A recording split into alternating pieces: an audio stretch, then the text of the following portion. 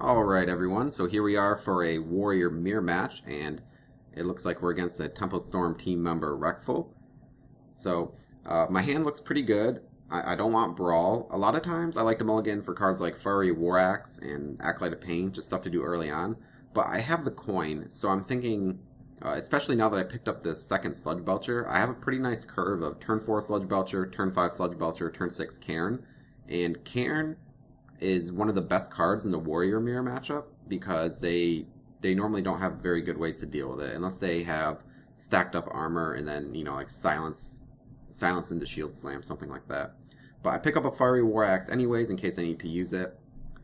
So here, I don't really want to play my Unstable Ghoul because I don't have any ways to take advantage of it, and he might have his own Acolytes or something, and I really don't want him to use my Unstable Ghoul to his benefit. So I'm just going to armor up. Alright, so I don't want to use my coin on Deathspite because I want to coin out Sludge Belcher next turn. And so my options are Fiery War Axe or Armor Up.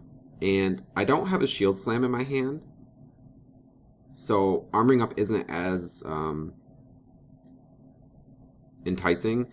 But the reason why I end up going with Fiery War Axe is because, like I said earlier, next turn I want to coin out Sludge Belcher. So if he plays something like Acolyte of Pain or just Unstable Ghoul or just something that I want to kill, then I want to be able to kill it and still play my Sludge Belcher. I don't want to have to worry about spending this 2 mana later down the road.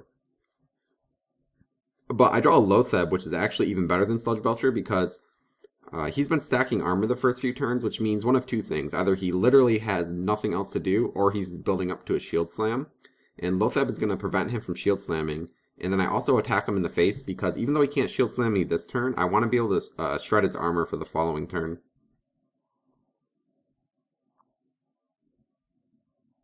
Because let's say I didn't attack his face and he plays this Acolyte, I could kill something off with my Fiery War Axe and he would be, like, what if he played Acolyte and armored up? I would have to kill the Acolyte with my Fiery War Axe. He would be at 6 armor. Or no, he would be at 8 armor because I didn't shred it and he armored up. And then I would attack him this turn. He would be at 3 armor. And then he could armor up Shield Slam again. So I do think it was correct to attack him in the face with Fiery War Axe to shred that. And then I just drop a Sludge Belcher just to get more of a board presence. I didn't really have any other options. Like, I guess I could have played Deathspite, but that walks right into Harrison Jones for full value, and I don't want to do that. And pretty much every warrior right now is playing Harrison Jones because of the double Doomhammer Shamans, the other warrior decks, rogues, hunters. It's just a really good time to play Harrison. So he plays Sylvanas, which kind of ruins my plans, because my plan was just to kill him really early, just spam the board with all these really hard to deal with threats, and finish with a Deathspite Grom kill. But now I'm kind of hesitant. Like, if I play Cairn and he has a way to kill his own Sylvanas or something, then he could end up taking my Cairn. I don't really want to do that.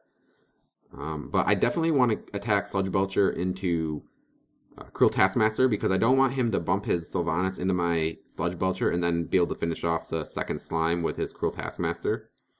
Because Sylvanas is gonna run into Sludge Belcher and kill it regardless of whether or not it's at 3 health or 5 health. And I decided to go with my own Sylvanas, keeping in mind that the Death Rattle rule is his Sylvanas was played first.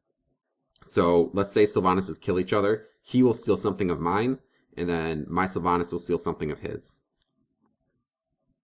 But it looks like he can't really get through the Sludge Belcher, and he plays his Sludge Belcher of his own. So this turn coming up is pretty interesting. I think that I misplay, but I don't think it's strictly better or strictly worse.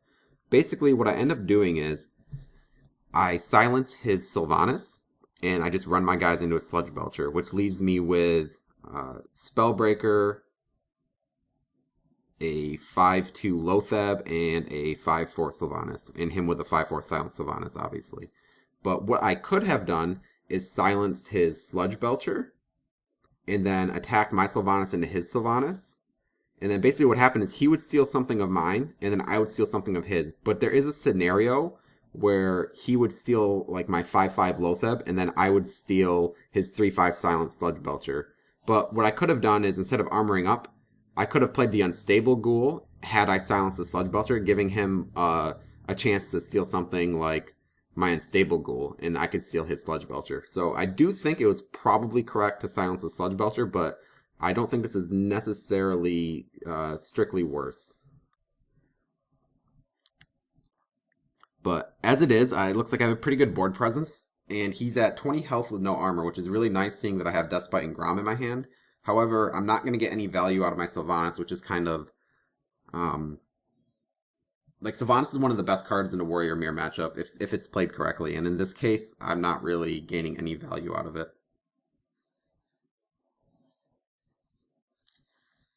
But I didn't have Spellbreak, like I top deck Spellbreaker last turn, so I couldn't really formulate a plan based around it. If I had Spellbreaker already in my hand, then I might have just played Cairn or something like that, and then silence and not worry about it.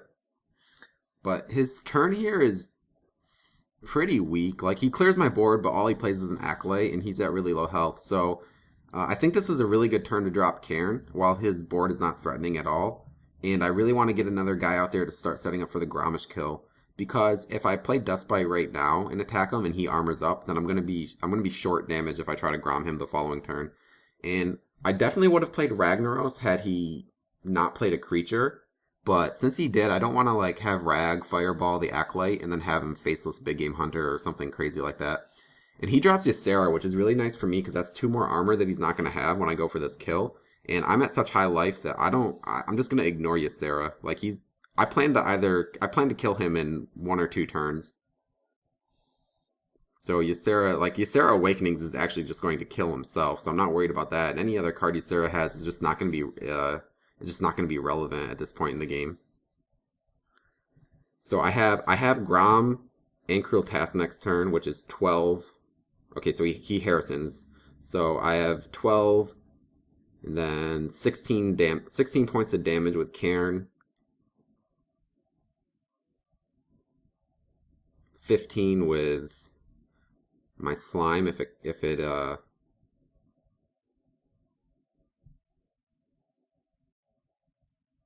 12, 16, 17. Wow, I couldn't do math there. Yeah, so yeah, because Grom is 12 with Cruel Taskmaster. 12 plus 6. Or 12 plus 5. Oh my god, I can't do math yet.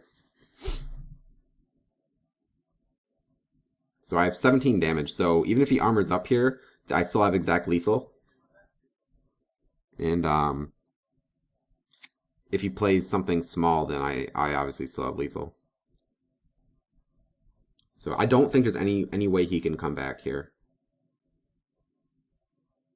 But yeah, this is a pretty nice demonstration of a warrior versus warrior mirror. Like I said earlier, I kind of like to take the role of being the person who's laying down the threats. I like to be the aggressor. But it does kind of all depend on your draw. And this is ideally what you want to happen. You want to get an early lead, you want to soften them up, and then finish them off with Grom. So, pretty nice game. And yeah, thanks for watching.